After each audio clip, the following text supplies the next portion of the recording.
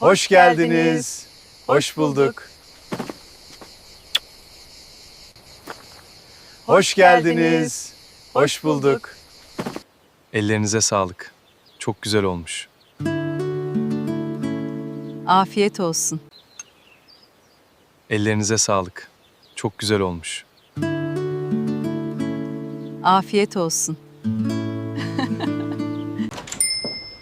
Kolay gelsin. Buyurun. Kolay gelsin. Buyurun.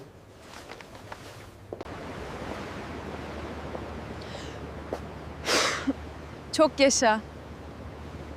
Sen de gör.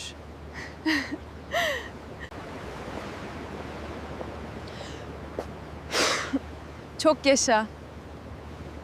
Sen de gör. Yeni bir bisiklet aldım. Güle güle kullan. Teşekkür ederim.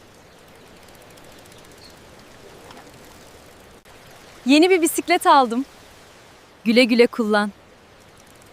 Teşekkür ederim.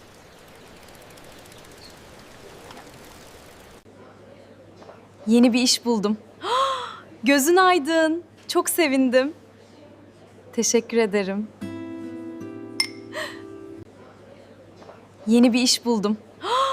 Gözün aydın. Çok sevindim. Teşekkür ederim. Dün hastaydım. Geçmiş olsun. Sağ olun.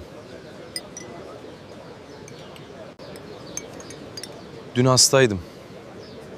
Geçmiş olsun. Sağ olun. Teyzem vefat etti. Başınız sağ olsun. Sağ olun. Teyzem vefat etti. Başınız sağ olsun. Sağ olun. Kendine iyi bak. Sen de. Görüşürüz anne. Kendine iyi bak. Sen de. Görüşürüz anne.